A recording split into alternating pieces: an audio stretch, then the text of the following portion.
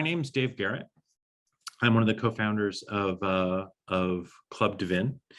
I've been in the wine business for about 20 years now, starting in Argentina, and then ran a little tech company in Hong Kong for a couple of years. And for the last almost 10 years now, I've been splitting time between Barcelona and Los Angeles. I have a little project in the Priorat here in Spain. And then I also, in my day job, is I do film and television work for the wine business. We're launching a wine television show similar to a chef's table, but for winemakers at some point this summer. And then I'm filming another documentary over the course of the next 3 years on a notable person in the wine business that I can't talk about. Today, we're here to talk about digital corks for Club dVIN. I was originally a tech guy before I started in the wine business. And so I've been looking for ways over the last 20 years to use technology in wine. I was one of the first people to develop an iPad wine list. That was the business that I had in Hong Kong. We had about 300 restaurants that were using iPads for their massive wine lists in Hong Kong, Macau, Shanghai, and Beijing. It was a really interesting project because the iPads were really good at telling the story of the wine in a way that a regular paper wine list can't. For a lot of people that didn't grow up in a culture of wine, that storytelling was really important. And so I built that business and sold it after a couple of years, but this was about 10 years ago. Since then, I've been playing around with different kinds of technology, and most recently, about a year ago, I started working on blockchain. And part of that was was in talks with my co-founder. My co-founder in this business, Bedad Shahsavari. He was my neighbor. Our kids are friends, and we met because he had a love for wine, and and he knew I was working on these wine documentaries, and so we sat around and drank some wine while our kids were playing, and started talking about tech. At the time, he had just finished a project. He was running BCG Digital Ventures in the States, and had just finished a project for the diamond industry, basically putting every diamond on the blockchain with a digital twin. And I was very interested in that, learned as much as I could. And then for the last year, we've really been applying that idea and that technology to the wine business. And that's what I want to talk about today is digital corks. What is a digital cork? How does it work? And why is it useful or interesting?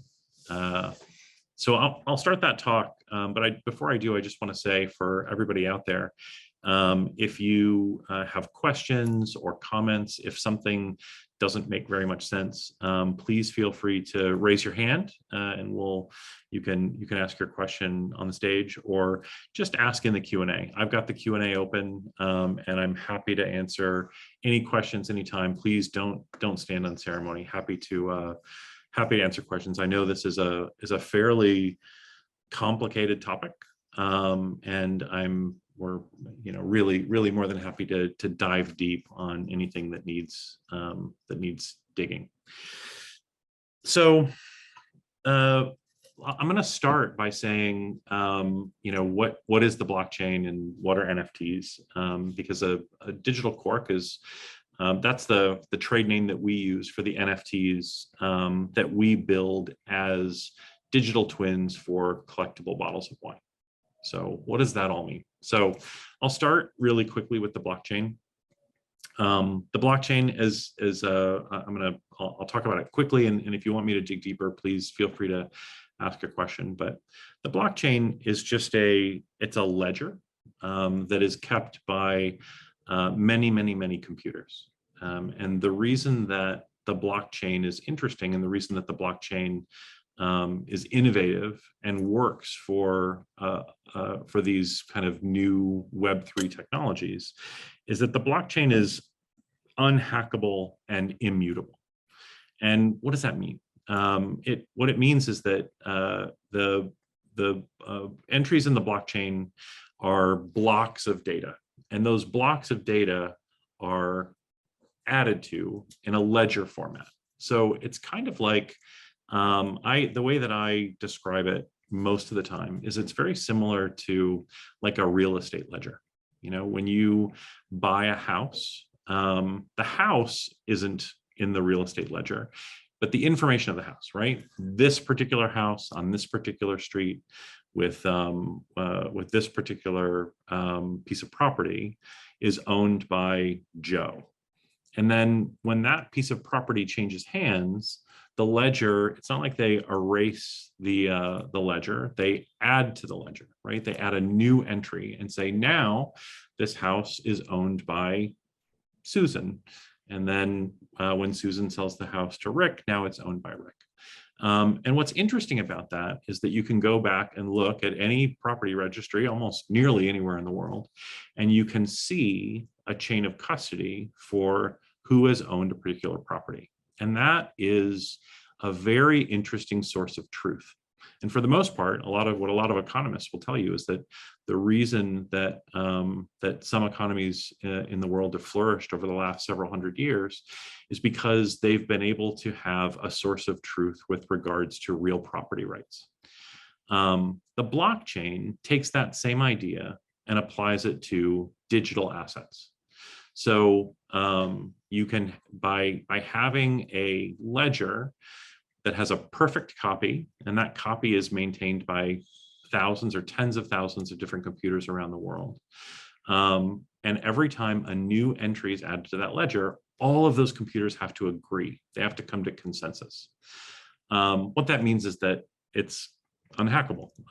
The blockchains out there, you might have read about, you know, different websites being hacked or different accounts being hacked. But the blockchain itself, most people agree, is unhackable. It's impossible to hack. And what that means is that you can have real ownership. You can have a ledger that is a source of truth. Now, what does that mean for wine? So what we're going to talk about today is primarily collectible and investment grade wines. So, and the reason for that is most, you know, the wine industry is a $400 billion industry. There are 1.3 billion people in the world that consider themselves wine consumers. And that's fantastic. But most of the wine that you buy at the grocery store or at the wine shop is probably not wine that you would necessarily feel compelled to check and see if it's counterfeit, or that you would want to necessarily celebrate or make a celebration about opening that bottle. So what we're really focused on today is investment grade and collectible wines. These wines are, you know, there's about 300, maybe 350 wineries in the world where the wine, after it leaves the winery, will typically change hands 3 to 4 times before it's consumed, somewhere between 15 and the average is between 15 and 18 years after it leaves the winery. So these are your expensive wines. They typically will cost somewhere between $100 and $150 ex chateau, meaning when it's sold out of the winery. And then the final consumer, on average, for this class of wine, will buy it for about $800. So we're talking about, you know, really expensive wines. We're talking about kind of the collectible investment grade wine space. Now, the reason that the digital cork is interesting is it performs a bunch of different functions. So we call it a digital cork, but really what it is it's an NFT, or a non-fungible token, that is it's a digital twin for that bottle of wine. So each bottle of wine has one NFT that is attached to it, that is unique, and is the digital twin for that particular bottle. Now, what is an NFT? I'll talk about that again, very briefly, an NFT is just an entry on the blockchain. It's an entry on the ledger, but it is a unique entry. So a lot of people, I'll go over this very, very briefly, but a lot of people make a distinction on the blockchain between fungible tokens and non-fungible tokens. So a fungible token is like a Bitcoin, for example. One Bitcoin is exactly like another Bitcoin, or one ETH is exactly like another ETH. They're exchangeable for one another. But that you keep track of those things. You keep track of Bitcoin and you keep track of ETH on the blockchain in the same way. A non-fungible token is a unique token. So just in the way that one Bitcoin is exchangeable for another, one bottle of 1983 Petrus is not exchangeable for a bottle of 1984 Petrus. Those two things are different. They're non-fungible. So what that means? What does that mean for a digital cork? So a digital cork is an NFT on the blockchain that is a digital twin for that unique bottle of wine. And that NFT holds a bunch of information. The information that's on the ledger shows a bunch of things about that particular bottle. So the first thing that it shows is a deed of ownership. It says this unique bottle is owned by this wallet. And a wallet is a Web3. A Web3 wallet it's just a unique identifier for your assets, right? It's a digital place that a consumer can put their assets. So this particular bottle is owned by this wallet, or let's say owned by this person. So the deed of ownership, that's the most important. That's the first thing that a digital cork does. The second thing that a digital cork does is it provides a certificate of authenticity, meaning you can, through the blockchain, say that particular unique individual bottle came from, for example, the winery. The most common use of a certificate of authenticity is to show that bottle came from the winery itself. It came directly from the chateau. That's where it originated. There are a bunch of other ways that you can use a certificate of authenticity as well. For example, we worked on a project with Robert Parker's cellar. He's donating some bottles from his cellar to charity. We just did a bottle a couple of weeks ago, Goliath of Sine Qua Non for 2003 that was purchased and poured at an event for St. Jude. It was purchased for $3 million. It was a very big, very expensive bottle of wine. But the certificate of authenticity for that bottle didn't say that it came from Sine Qua Non. It said that it came from Robert Parker's cellar, because by the time the digital cork was attached, it had already left the wine. So we're having conversations with a number of different bodies out there, auction houses, restaurants with big wine lists, where the certificate of authenticity, because the bottle has already left the winery, we can't say that the bottle comes from the winery. We need to say that bottle has been authenticated by Robert Parker, or authenticated by Sotheby's, or authenticated by the French Laundry. So the certificate of authenticity tells the public, tells either the owner of that bottle or the person who potentially is going to buy that bottle, where that bottle was authenticated. We think that in the future, most bottles, over time, will have a certificate of authenticity that will take you directly back to the winemaker. But in the short term, we think there are a lot of different entities and organizations that can authenticate wine. And that certificate of authenticity will give the owner of that bottle the ability to decide, how they value that authenticity. It's the transparency that's important. The third piece of information that is kept in a digital cork is a chain of custody. So just as I was saying earlier about a real estate ledger, the digital cork will keep track of everyone that has owned that bottle. So if Joe buys the bottle out of the X Chateau, out of the winery, and then Susan buys the bottle from Joe, and then I buy the bottle from Susan, on right there in the digital cork, you can see who's owned that bottle and when that bottle was transacted. So you can see all the way back the chain of custody from the certificate of authenticity to the current owner. And again, in most cases, that's going to be traced directly back to the winemaker. And why is that interesting? Well, it's a big disincentive against fraud and counterfeiting. And a lot of people, we did a webinar last week on fraud and counterfeiting with Maureen Downey, who's probably the world's most respected expert on wine fraud and wine counterfeiting. Her thinking is that about 20% of the investment grade wine that's currently in the market is counterfeit or fraud.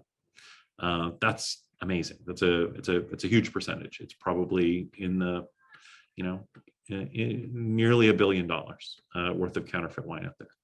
So and that's all fine when you don't have any idea where that bottle came from, and in order to authenticate it, you've got to look at it under a microscope and do all the research. But with a digital cork, you can see that chain of custody. You know who's owned the bottle before you. So if someone does decide to commit fraud, or someone does decide to try to counterfeit it, the authorities will have a relatively limited number of people that they can talk to if that bottle turns out to be counterfeit. So it's a big disincentive against fraud and counterfeiting. It's also, over the long term, an incentive at more pure provenance. And so why is that? So if you go right now and you look on Wine Searcher and you search for Chateau Palmer 2003 Alter Ego, you'll find several bottles in different places around the world, different retailers, different collections.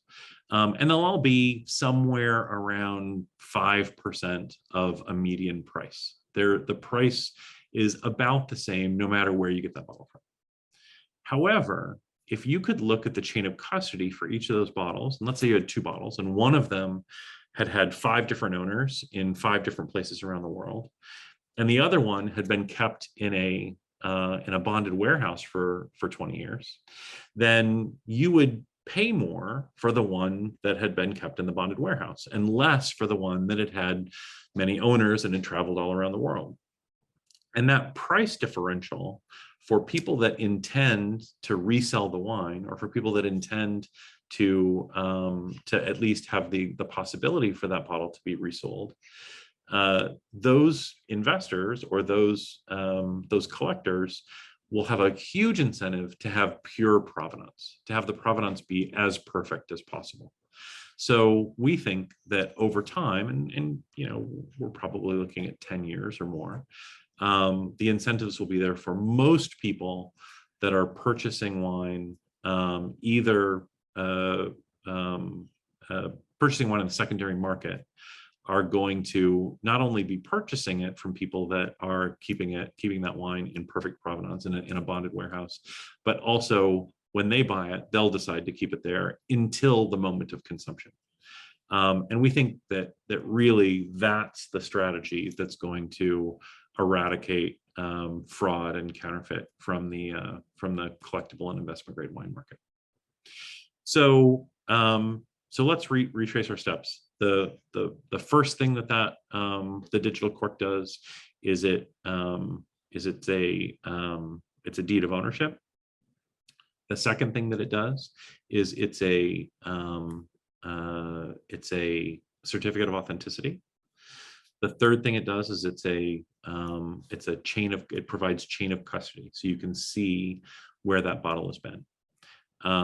One thing that I forgot to mention with chain of custody, which is really interesting, is over time with the Internet of Things, with different sensors or the ability to be able to collect information from your environment, the digital cork will also be able to show or to be able to prove on the in the blockchain how that wine was stored.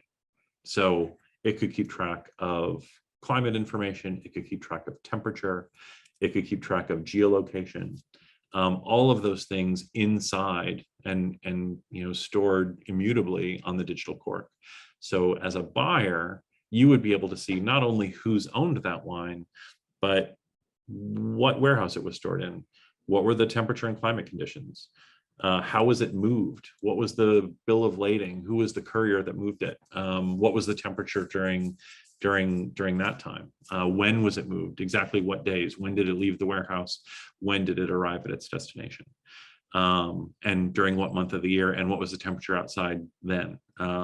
Those are all things that that could be added to the digital cork, which would provide more transparency so that buyers and sellers would be able to have to create a more rational market for these collectible and investment grade wines.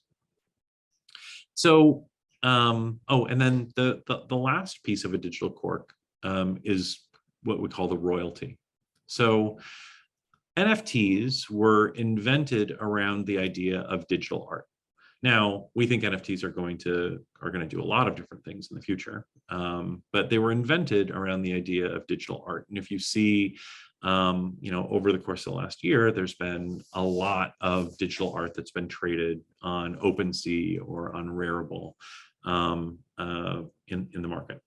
So one of the things, every NFT or most NFTs are not just a list of the information that I just talked about, but they're also what's called a smart contract, which is a contract that is software. And the software makes certain decisions. So certain decisions are written into that software, and it executes those decisions based on certain criteria during a transaction. So what does all of that mean?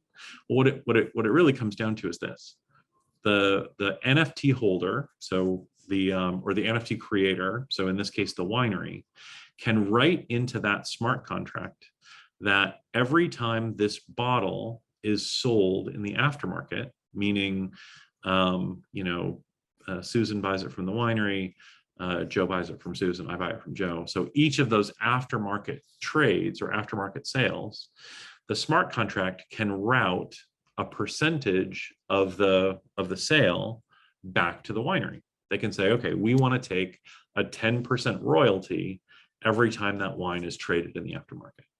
And that's important for a couple of different reasons. One, for hundreds of years, winemakers have not had the ability to participate in the value creation that the value that they've created in the aftermarket. So in this investment grade collectible space, there are the average bottle, like I said, it leaves the winery ex chateau for $100 or $150, but when it's sold to the final consumer, it's about $800 or a little over $800. And there's usually 3 or 4 trades from the time that it leaves the winery to the time that it is actually opened by the final consumer. So all of that value creation right now is being taken by middlemen and speculators, people that buy the bottle because they think it's going to go up. They hold on to it. Sometimes there are less than scrupulous measures that they take to drive the price up. But the middlemen take hundreds and hundreds of dollars worth of value, and the winery, whereas the winery only takes $100 to $150 worth of value. So by creating this royalty, the winery gets to participate. So it gets some good economics, which is important. But they also get to really discourage speculation and encourage consumption, which most winemakers, or at least most winemakers that I talk to, will tell you is a really important thing. Winemakers, a lot of them that I talk to have said that it's their belief that the speculators that really drive the prices up are are maybe doing more harm than good to the market. And especially since the winemakers don't get to participate in a lot of that value creation. So by having that royalty, whether it's set at 10% or 15% or 20%, the speculator would have, if they have to give up 10% of their gains every time they sell the wine, it really cuts into their profit margin, which makes it less attractive to be a speculator, which we think, or which the market tells us, is really going to incentivize consumption, which is something that most of the collectible and investment grade winemakers are looking for. So digital cork. Start from the beginning one more time. It provides a deed of ownership. It provides a certificate of authenticity. It provides a detailed chain of custody, and it provides a smart contract with a royalty that sends a portion of the aftermarket sales back to the winemaker. So that's why, when people talk about NFTs and wine, there's so many articles written about it these days. The reason that you see that and the reason that people are so interested is because it's really a dramatic change. It does, it's a very simple piece of technology, but it significantly disincentivizes fraud and counterfeiting. It provides significant transparency in the aftermarket, which doesn't exist today. It provides a way for winemakers to participate in the aftermarket economics. So those three things, any one of those three things would make a digital cork worthwhile. But all three of those things are really transformational for that sliver of the industry. And that's why we're so excited about it. I'm going to pause for a second here and say, if anyone has any questions, now's the time. I'm going to move on right now to talk about two important elements. One of them is how do you, when you say you're attaching a piece of software to a bottle, how do you do that? Are you stapling it? How does it work? So I'll talk about on-bottle technology. And then the second thing I'll talk about is, well, what happens when you open the bottle? But before I do that, I'm going to pause for just a second to see if there are any questions. I'm going to have a little water.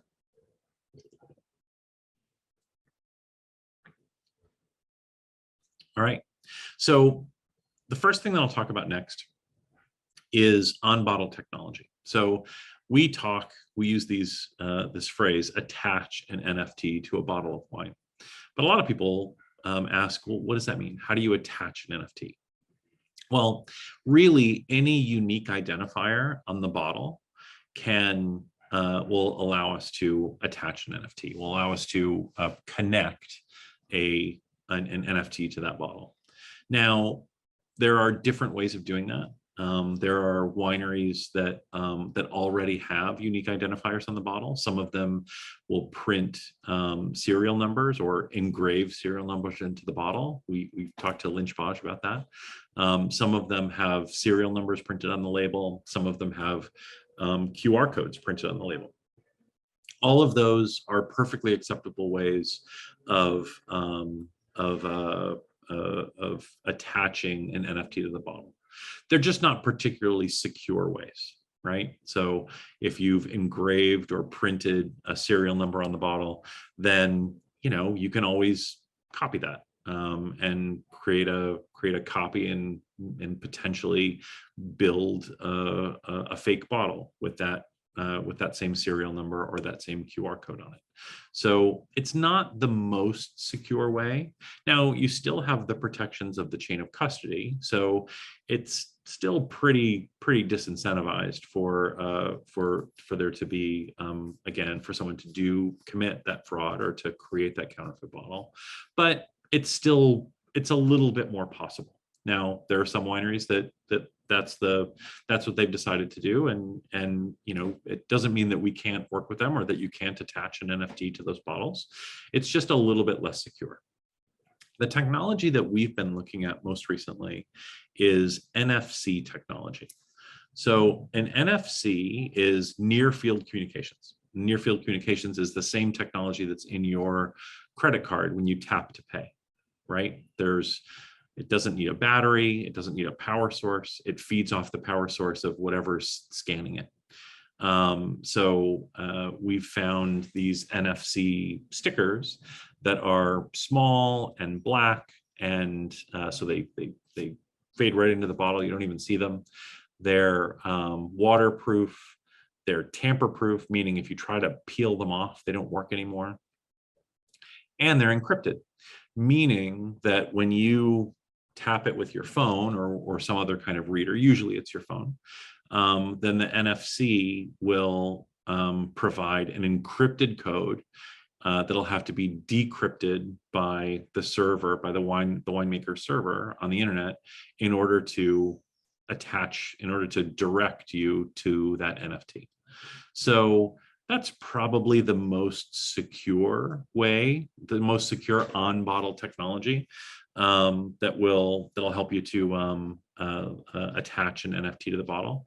But there are lots of different ways. We've talked to companies that sell like a metal sticker that goes over the top of the cork, under the capsule, so that if you pierce it with a needle or a Corvin and try to take out all the wine and replace it with fruit punch, then it'll register that, or it'll say that it'll register that bottle has been tampered with.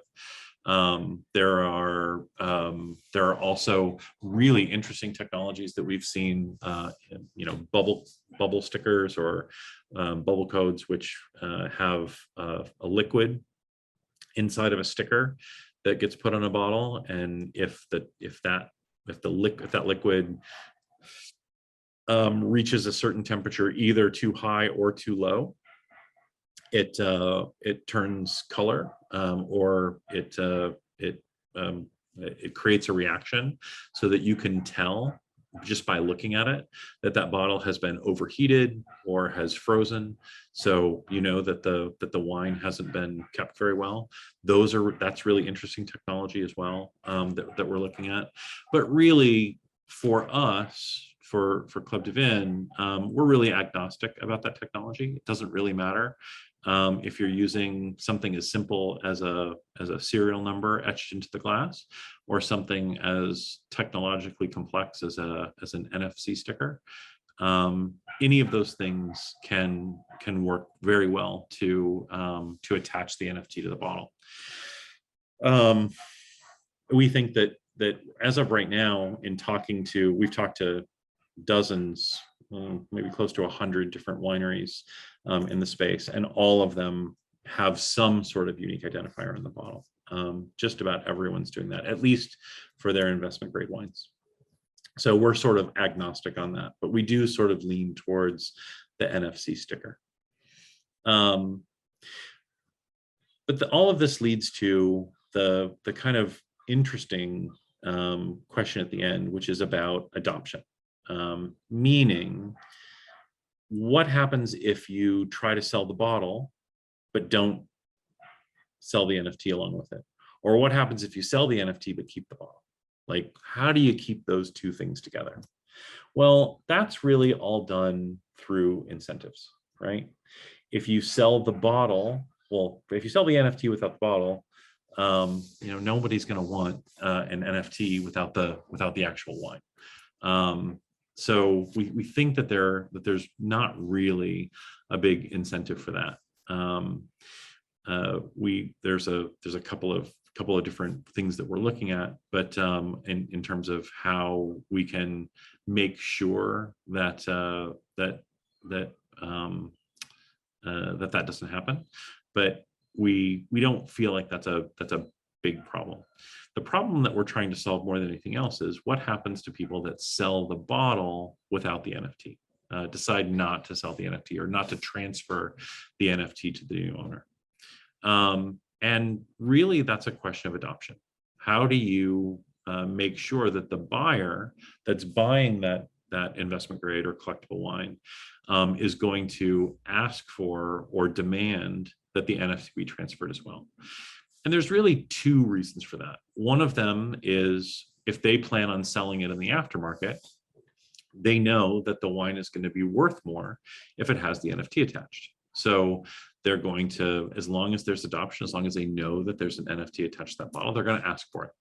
And that might not happen in year one or year two, but over the course of the next 5 or 10 years, as this technology becomes more widely adopted, it will, people will be expecting it, the consumer will demand it, and we think that that most importantly that the NFT will trade along with the bottle. The second piece is what happens when the bottle is opened. How do you know when the bottle has been opened? And that's really kind of a unique technology that we've created at Club dVIN, which is, it's called a tasting token. And that technology is an incentive for people to let us know or to update the ledger when they open the bottle. And so we're going to talk more about tasting token NFTs later. I think we've got another webinar lined up for either next week or the week after, where we'll talk more about tasting tokens. But for right now, what I'm going to do is show you the screen. I'm going to share my screen and just look at a couple of different digital corks that we've created for different wineries and that are currently out there that we've been distributing at events and with our members over the course of the last few weeks. So I'm going to share my screen.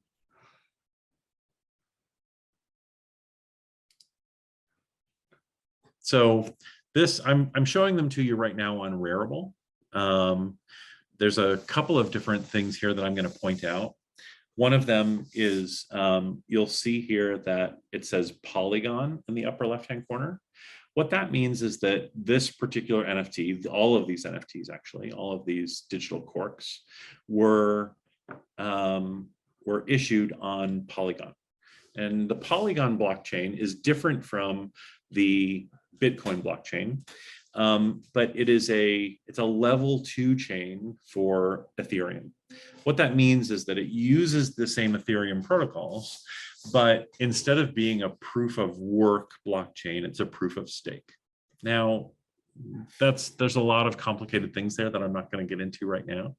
But what it means more than anything else is that it's ecologically friendly. The Polygon blockchain uses very, very little electricity. In fact, this year, Polygon is going to be carbon neutral, which is, if you've been looking at blockchain, then you know that that's an important piece. So all of the NFTs that we're minting now are on Polygon, which means that they're environmentally friendly.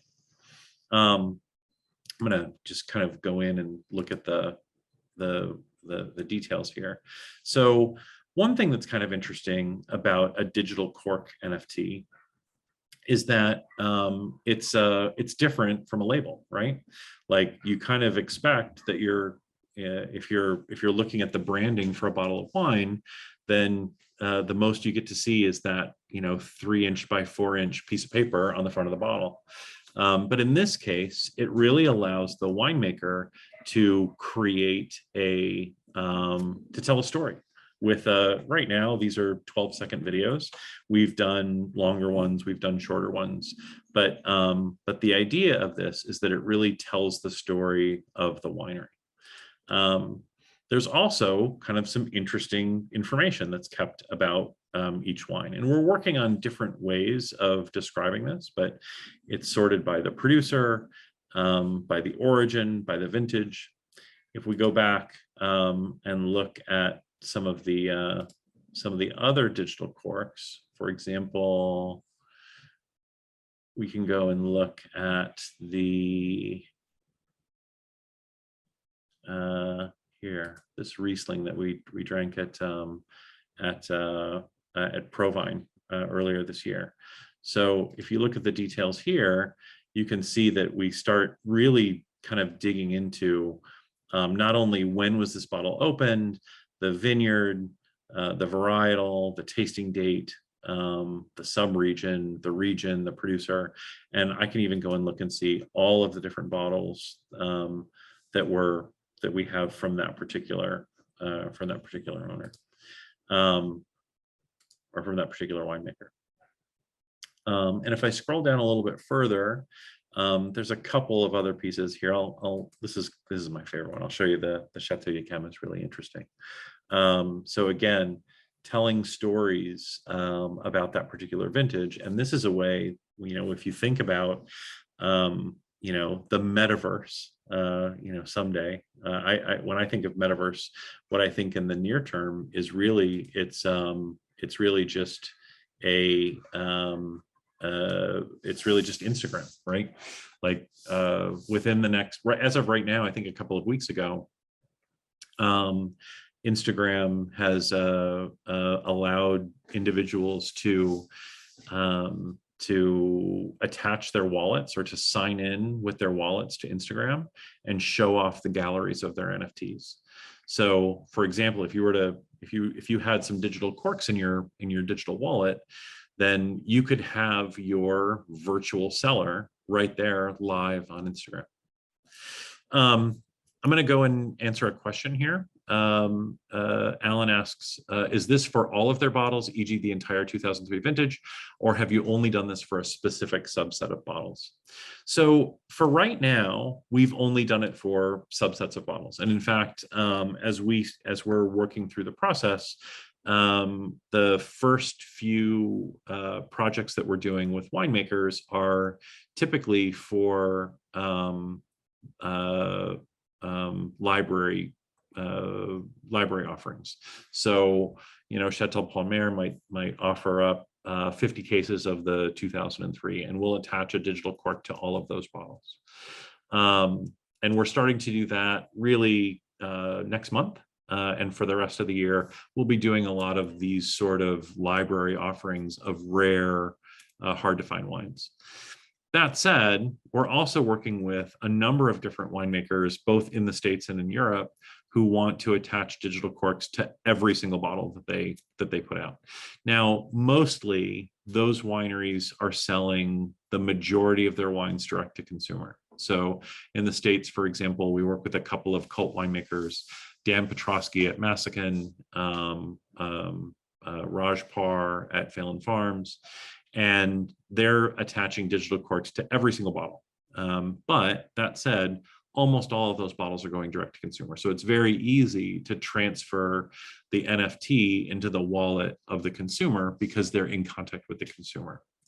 It's a little bit trickier to transfer the NFT into the wallet of the buyer when you go through the traditional wholesale system, right? Because there are so many different players in that system. So the next real project for us over the course of maybe the next year or two is to devise strategies for consumers to be able to claim the digital cork when they buy through a more traditional wholesale system. So if they're buying that wine at retail, or if they're buying it at auction, how are we attaching the corks? So the answer to the question is a little bit complicated. We're definitely doing limited versions for a subset of bottles for library offerings. We're doing the entire vintage for some small kind of cult winemakers. But then we're also attaching digital corks to wines that come through what we define as trusted sources. So, for example, Sotheby's or 67 Pall Mall or the French Laundry or a number of different other folks.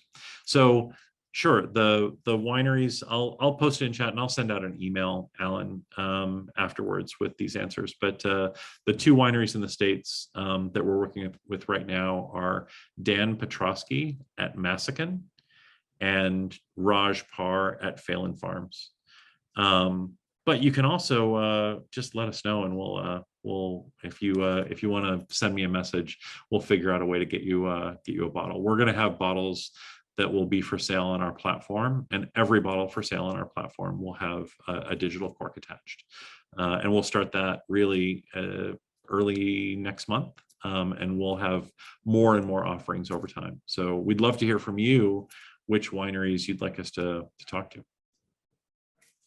I'm gonna call it there. If there's any other questions, I'm happy to ask. Oh, sorry. These are tasting tokens. Yep. No, you're absolutely right about that. So Maria asks, these are tasting tokens distributed to those who shared in the tasting experience.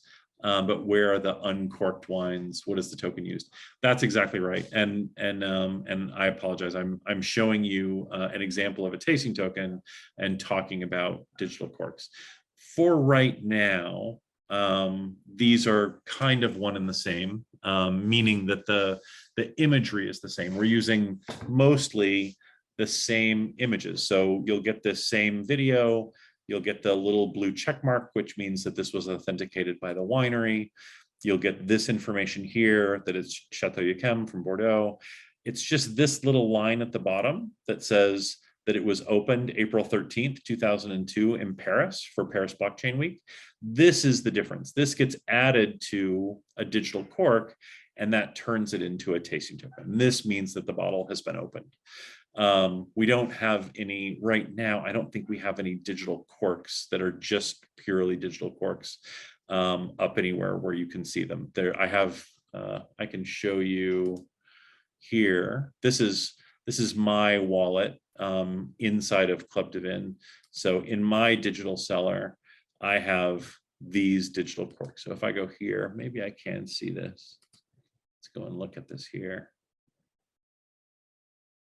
Yeah, so this is the digital cork. You can see that it doesn't have the stripe at the bottom that says when it was opened. So this is an untouched bottle, but we're still working on kind of how that tech works. I know it still reads as a tasting token up here. We're still working on exactly how that works. We're brand new, so give us a couple of weeks and we'll get that figured out. But this is what basically your digital cork looks like. Now, let me actually talk about that for a minute because it's pretty interesting. The truth is we're doing this right now where the difference between a tasting token and a digital cork is really just that line at the bottom that says when the bottle was opened. But that doesn't have to be the case. You know, a digital cork, the visuals behind a digital cork could be very different from the visuals behind a tasting token. One of the things that we've been thinking about is working with wineries to turn the tasting token into a message from the winemaker, kind of like a time capsule. So imagine that we're, in harvest of 2022, and during that harvest for Chateau Pavie here, the winemaker can record a message about this particular vintage, this particular cuvee, this particular wine, and how it was made, what the challenges were with the weather that year or with climate, all of the different things that contributed to that wine being having its unique the unique cuvee, and then that video or that explanation, that video can be locked away into a tasting token, not to be opened for 15 years. So 15 years later, when you finally open that bottle, that's when you'll see that tasting token, which is, again, it's like a time capsule. And the idea for us is that the consumer or the wine enthusiast will be transported through time and space back to the time when that wine was bottled, and hear directly from the winemaker. We think that's a super interesting way to use tasting tokens and digital corks. Any other questions? All right.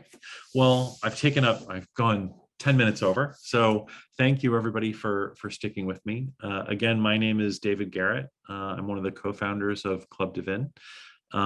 Everyone will get an email a little bit later, probably tomorrow, with some information, some links. You'll know a little bit more about what we're doing. And again, if you have any questions, or if you want to dig deeper, please feel free to reach out, and I'm happy to answer any questions. Or we actually do a fair number of one-on-one sessions with people if you want to really know more. So thank you so much for spending the time. I appreciate it, and I'll say good night.